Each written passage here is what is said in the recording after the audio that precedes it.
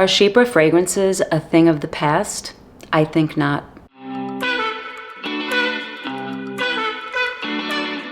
Hello guys, welcome back. I'm Eloise. I hope everyone's doing great. In today's video, we are talking about Parfum MDCI's Chypre Palatin, a Chypre style fragrance. Not a genre that I've really been into in the last few years, but this did pique my interest and I added it to my collection about 6 months ago. And I finally started wearing it in the fall season and I'm really loving it and couldn't wait to make a video and talk about this fragrance with you guys. So this fragrance was launched in 2012 and the nose behind this is Bertrand Duchaufour, which is part of the reason that I ordered the fragrance to begin with. I love some of his fragrances and this one in particular piqued my interest, but I will mention that there are rumors of a reformulation. So while it was released in 2012, I purchased my bottle in 2024. And like I said, there are rumors, although if you search this up, it is a hotly contested conversation on some sites. There are rumors of a reformulation, and I'll get to that in a minute. But first, let's talk about Chypre fragrances in general. So Chypre fragrances date back centuries, but the modern debut, if you read up on this, was in 1917 when perfumer François Coty released a fragrance simply called Chypre. And I believe that the House of Coty is still in production and still creates perfumes to this day. Chypre fragrances are named after the island of Cyprus, and Chypre is a style of fragrances that basically focuses on contrast, such as dark versus light, woody versus fresh. And at its core, a Chypre fragrance pretty much has the following components, and that is bergamot, a citrus note, labdanum, and oak moss. And oak moss is a warm, damp, earthy note in a fragrance, which is the perfect segue into the next point, and that is that oak moss is a huge component of a Chypre fragrance. And like I said, this was released in 2012. In 2016, IFRA, the perfume police that basically controls the ingredients that goes into perfumes, came out with restrictions on the amount of oak moss that perfumers could add to their fragrances. And I believe that the restriction says that a perfumer could not add more than 0.01% oak moss in a fragrance. And so that would beg the question of whether a real true Chypre fragrance could be created with such a restriction, being that Chypre fragrances are so dependent on oak moss. But from what I read, perfumers have gotten around this by, for instance, combining notes such as patchouli and vetiver, patchouli being earthy, the way that oak moss is earthy, and patchouli and oak moss perhaps having some similarities. But without getting too deep into that conversation, back to Chypre Palatin, the rumor is that this has been reformulated. The rumor is that the original formula was better, it was denser, it was maybe a little more animalic, that the juice color was even different, and that the amount of oak moss in the original formula made for a better fragrance. And that this one is not as good, essentially, as the original. Now, I purchased my bottle in 2024. I've never smelled, unfortunately, I'm now curious to smell one of the original bottles. I've never smelled the original formulation. I only have this one to go by, and I can tell you that I'm really enjoying this, and I'm really impressed with what Bertrand Duchaufour did with this fragrance. I think this is a masterpiece. And I know that he is the nose behind another Chypre fragrance by the House of Olfactive Studio, I think it's called. And the fragrance is Chypre Shot, a little bit of a weird name. And I did order a sample of that one, being that Bertrand Duchaufour is the nose behind both fragrances. Although I read that that fragrance is heavy on cardamom and a coffee note, and it's ambery. And so it takes Chypre into a different direction. So while Chypre fragrances are made up of the bergamot or the citrus and the labdanum and the oak moss, of course, like other fragrance genres, it can be taken into many different directions. So let's talk about Chypre Palatin, and let's start with the presentation. So I think what you see on the the outside here is a preview of what's inside. And I think it gives you the vibe of a throwback to earlier years. And the bottle itself, to me, looks like an apothecary bottle, which I believe is a throwback to the past. It's a simple glass bottle that looks like an apothecary bottle to me. The cap is just a simple plastic cap, although there is a version of this fragrance that has what they call a bust, I guess, and I will put a picture up here above my head so you can see, but I just have the simple bottle here with the simple cap. And the atomizer is great. I feel like it gives this light mist with each spray, and so there's no risk of overspraying. If anything, I would add an extra spray because I feel like each spray is kind of a light mist of the fragrance, which is perfectly fine with me. And then we have this lovely tassel that they've added to this apothecary type bottle with these letters which have a font that sort of reminds me of like Roman numerals. So I think everything about the presentation here screams yesteryear. I'm picturing women in ball gowns. I think the presentation exudes regality, it exudes sophistication, and it exudes a nod to the past. So now what does this smell like? So good. Let's spray it. So the opening of this fragrance is very aldehydic. It's musky, it's aldehydic, and with those aldehydes are these green floral notes, and there's something almost herbal about the opening of the fragrance, and it's met immediately with some sweetness. Now, sweetness is a big part of this fragrance, and I'll get to the sweetness later, but it's never a gourmand, it's never an overly sweetened fragrance, but it is a large part of the fragrance from the opening all the way to the dry down.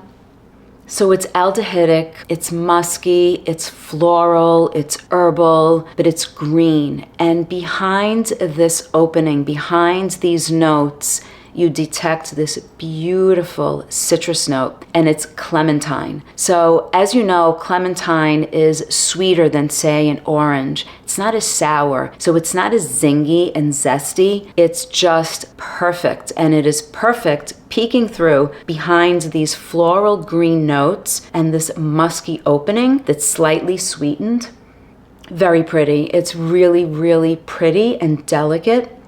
And within minutes, the fragrance is met with the florals. So you have this heart of florals. You have rose, you have iris, you have jasmine, you have gardenia, and you have a plum note right at the heart of this fragrance. So in the opening, you have hyacinth and you have lavender. So you have this green aspect to the fragrance. And as these other florals start to come in, you have this interplay between this green aspect and these floral notes, but they never fully let the florals in. So this never gets overtaken by the florals in the heart of the fragrance. Although you do detect some of that gardenia starts to come through, but you still have that green, mossy aspect. You still have that sweetness, and you have that plum note that on its own is not totally detectable, but I think that it keeps the florals and the rest of the notes in check.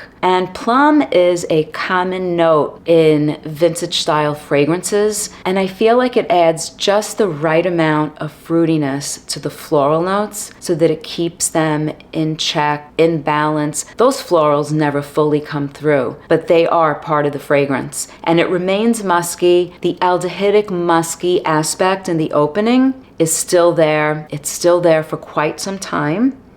So while you have these beautiful florals coming through, you definitely get the mossiness in here. You get the earthiness in the oak moss. And then you have the iris. That iris is making this just a tad powdery. And so that powderiness takes down the aldehydes just a few notches. So while you still have this musky component to the fragrance that has this green floral aspect, almost herbal, with this mossy, earthy aspect to it, and these florals that are peeking through, you have this slight powderiness from the iris. And like I said, you have the sweetness in here that starts right at the opening. So imagine that you're painting a picture and you have like a clean canvas, a clean white canvas, and you're going to use watercolors, let's say, and you take a color and you water it down and you make it like a whitewash, and you cover the white canvas in this whitewash of a cream color, let's say. That's what the sweetness is doing in the fragrance. It's kind of a veil behind all of these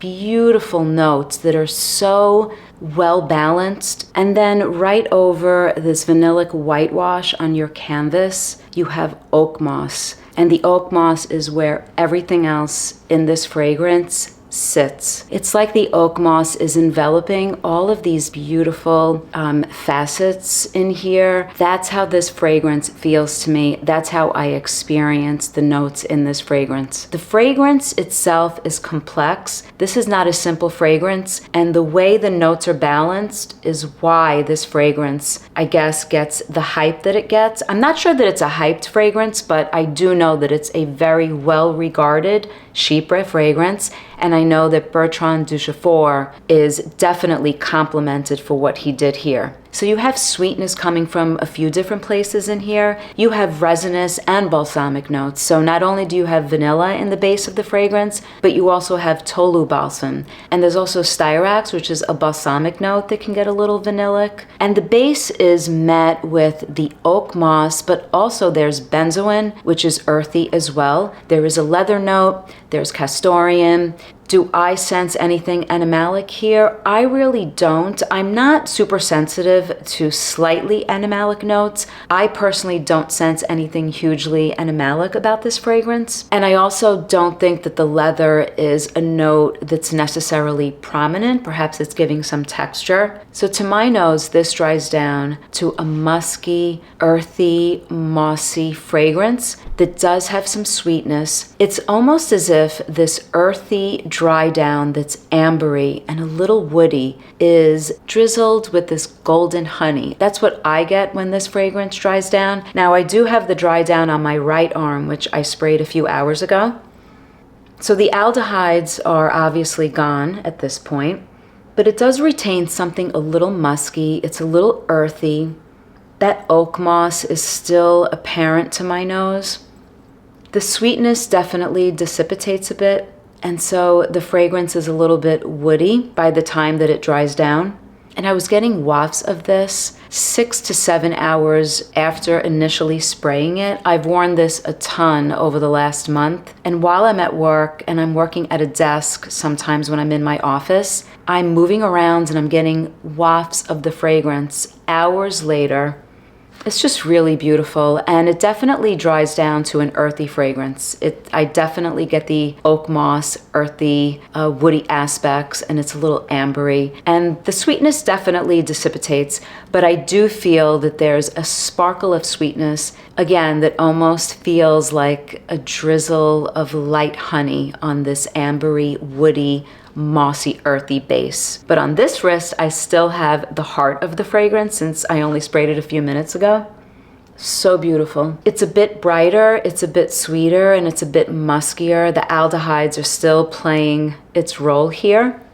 Oh, it's so good. The fragrance itself has a very delicate, airy nature to it, but the way that I would describe it, even though it's airy, it's never too airy, it's never too light or translucent. So it has this airiness and this lightness from the aldehydes, but at its core, you have this dense bubble of notes and the interplay, again, like a Chypre does, the interplay between the lightness, the aldehydic musky tones, and the mossy, earthy, darker tones of the fragrance, the ambery touches in the fragrance, but the green florals that it also has as a counterpart.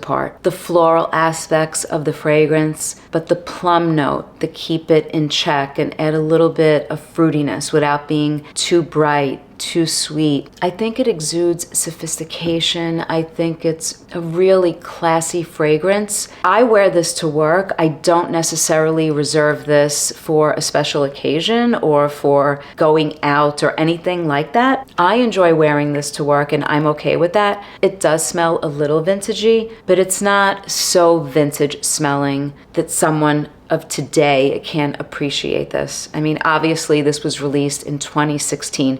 I would be really curious to get my nose on some vintage Chypre fragrances from the 90s, the 80s, if I could. I would be really curious to smell what the oak moss is like in those fragrances in comparison to this one. So that might be something that I will pursue, maybe through eBay or some other means of getting my hands on some vintage Chypre fragrances. But for now, I'm perfectly happy with my beautiful little bottle of Chypre Palatin. I'm really enjoying this. I think it's perfect for the fall and the winter. Yeah, if you haven't gotten your nose on this, I would try this one out if you have an interest in Chypre fragrances. That's a little vintagey, a little bit of a throwback to the vintage Chypre style fragrance, but not so where it can't be appreciated and worn today in 2024. So this is Chypre Palatin by Parfums MDCI. So that's it for today, guys. I hope everyone has a wonderful holiday season. For those of you that are celebrating Thanksgiving, happy Thanksgiving to everyone. Let me know in the comments if you guys have gotten your nose on this fragrance, Chypre Palatin, if you own it, what you think about it. As always, thank you so much for your support, for watching, and your comments. Until next time. Bye, guys.